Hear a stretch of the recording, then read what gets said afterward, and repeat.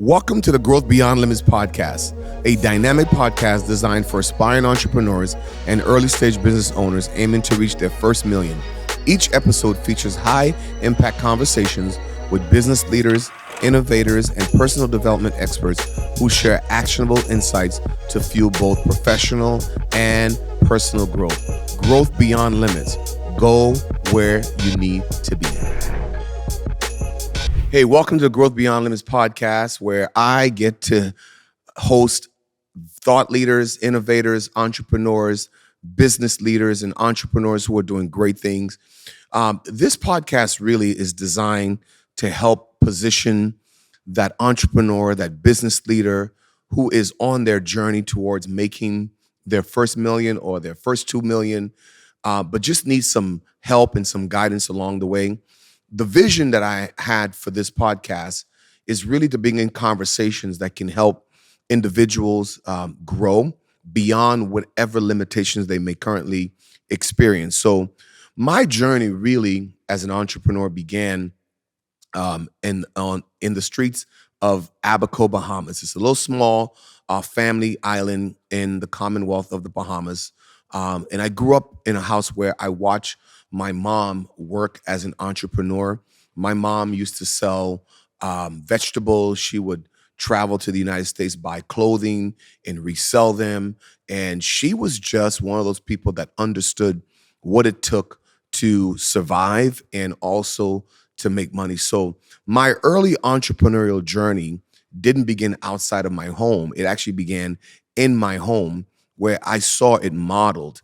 And my mom taught me how to become a salesman. So imagine yourself at the age of 6 or 7, you're already learning how to sell, how to hustle. And so I think a lot of times entrepreneurs think, well, I'm waiting for someone to give me an opportunity to be an entrepreneur.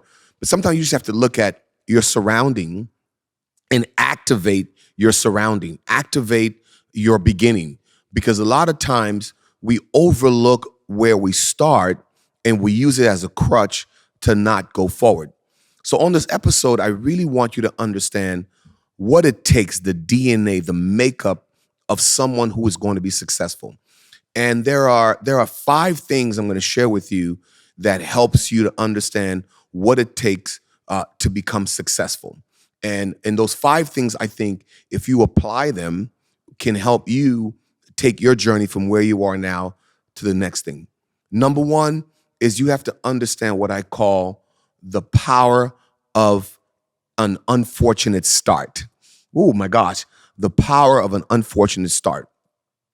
Sometimes you're not asked to be born, not sometimes, you're never asked to be born in the family that you're born into. The elements that you were born into has nothing, those were not your choices. That was not your choice. But there's power in any start. And where you're going to find that power is when you don't just live in what you started, but you understand it and you analyze it. There are some of you who's watching this or who's listening to this, and you're going, man, the family that I came from, the neighborhood I came from, the area that I came from, or the country that I'm currently in, doesn't afford me the start. But here's one thing I've learned about success and about growth. You don't wait for someone to give you an opportunity. You create the opportunity from where you're at. So I want to talk about the power of an unfortunate beginning. And for me, I grew up surrounded with poverty, even though my mom was an entrepreneur, but we were barely making ends meet. We were barely surviving. And what I did was I developed an appetite for something that was different. I took the feeling that I had of going to bed hungry sometimes, of not having the nice clothes like my friends at school, not having the luxury, not having a television in the home, not having indoor plumbing. I took that and developed an appetite for tomorrow. You see, because a lot of times the elements that you see today can either serve as a bridge or as a sledgehammer to crush you. And if you develop an appetite for better, listen to this now. An appetite for better means that you continually realize that there is more inside of me that I am currently experiencing. So that was one of the things I did. The second thing I did was I developed very early on what I was going to believe about myself. I believe about myself that this is not the end. And once you make an agreement with continuation, now you can overcome frustration. Let me say it one more time. Once you make an agreement with continuation, means that I'm going to continue, frustration now becomes a secondary feeling because you've already made an agreement. The third thing is that you remember the feeling of not having enough. And if you can remember how it feels to be poor, if you remember the feeling of what it feels like to not have enough, to always be $1 short, one resource short from, it will now fuel where you want to go. The second thing that got me to be where I am today was developing a level of resilience that fueled my purpose and my passion.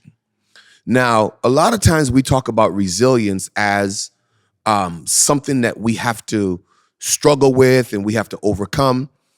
I was talking to a friend of mine just yesterday that resilience doesn't always mean that it's hard, even though it's hard, but resilience can be fun, meaning that I can enjoy the process of becoming resilient, where I'm excited about what's on the other side of this. And resilience means that I'm going to develop the capacity to both embrace, enjoy, and empower. Let me say it one more time. To embrace, enjoy, and empower. What that means is I'm going to embrace my circumstance. It's mine. I can't give it to someone else. I'm going to enjoy looking towards what's coming out of this. And one of the things that I have found that has made me and other people successful is that when you have a certain level of curiosity, right? Curiosity to see what is on the other side of this. And I know I'm speaking to someone right now who's listening that goes, he just said a whole word. Curiosity means that I'm going to stick around long enough. I'm going to press through everything because I want to see what is on the other side of this thing. And if you ask me, Dr. Phil, what is one thing that drives you today? What is I'm curious. And I'm going to be curious until I die. No matter what level I get to, no matter what level, no matter what echelon of success I experience, my curiosity will never die because I want to see if I went through this struggle, if I went through this pain, if I went through this circumstance, I want to see what's going to come out of this. And having a curiosity, I always say this, curiosity leads to prosperity. You got to be curious enough to want to know and the audacity to want to do. That's the second thing that carried me, is the ability to want, is my resilience. The third thing, and I think a lot of people can probably resonate with what I'm about to say. The third thing was the fear of having to stay where I was. Let me explain what I mean by that. Sometimes we see fear as a negative thing. For me, I've always seen fear as a friend. Now you go, man, this fear as a friend. Yeah, fear for me was a friend. Because when I thought about what it would be like to remain where I was, it made me get up early. It still makes me get up early. Like, I get up and go to the gym early in the morning.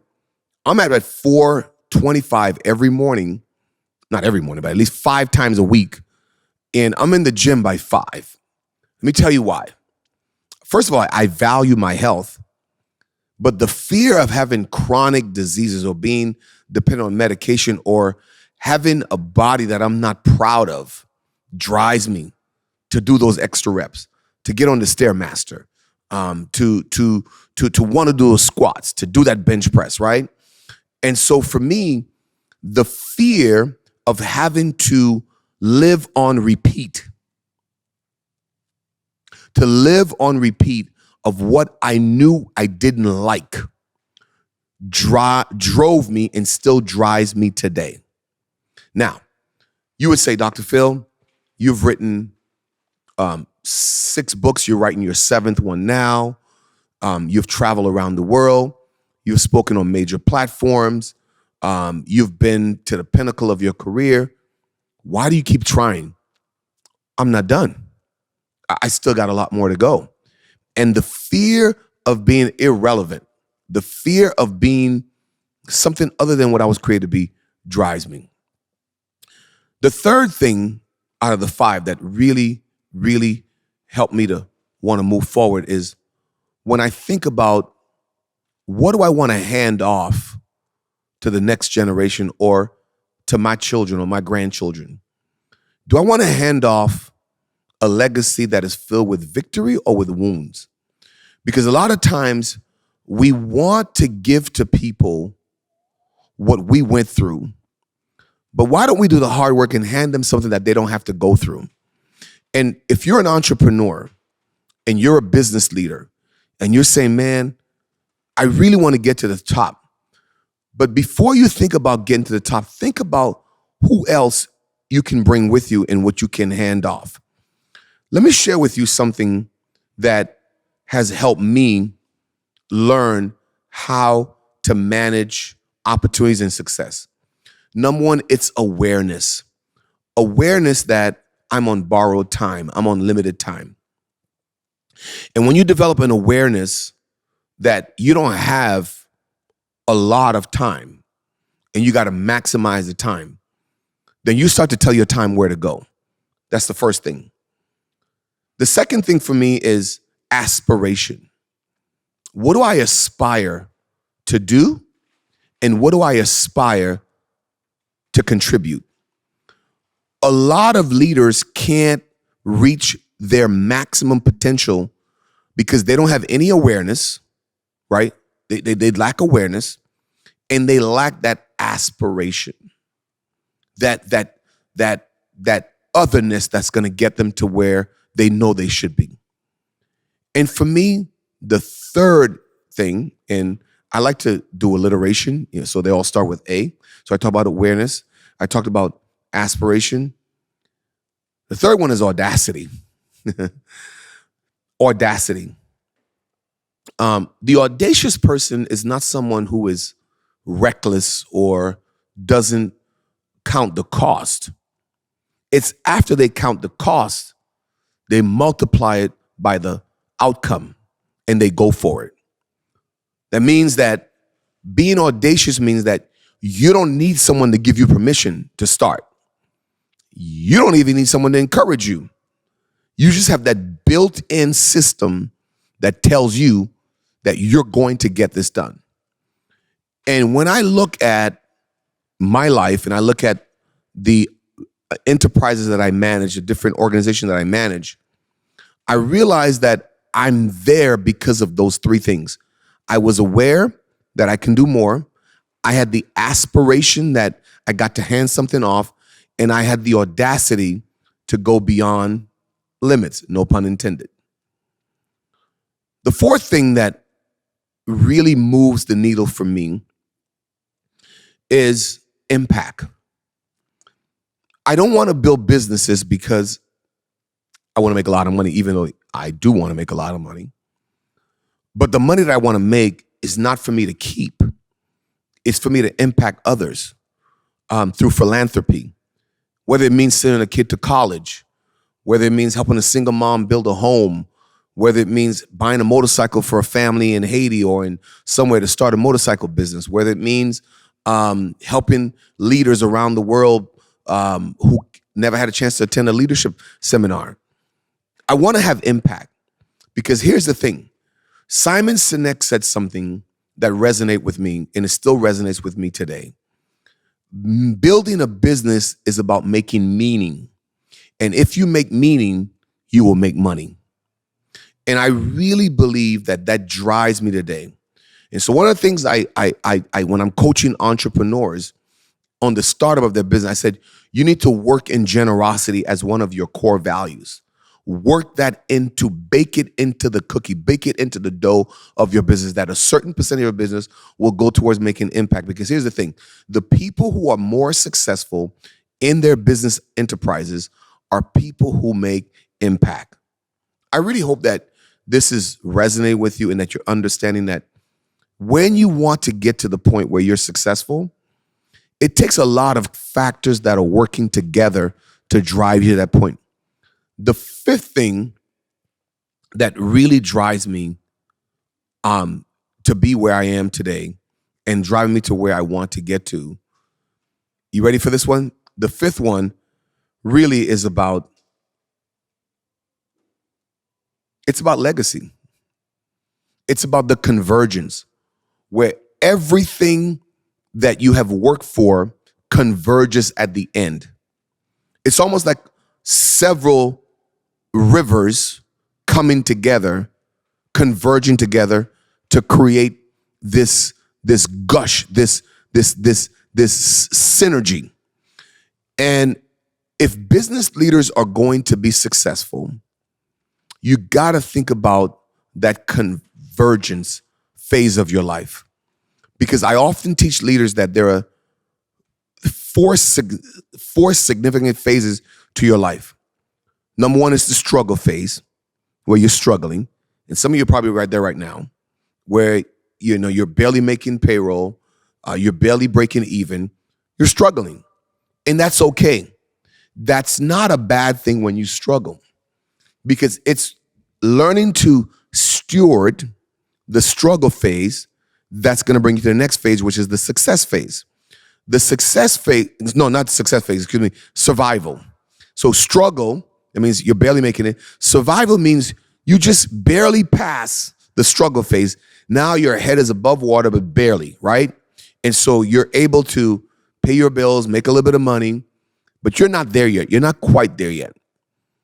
The third phase is the success phase.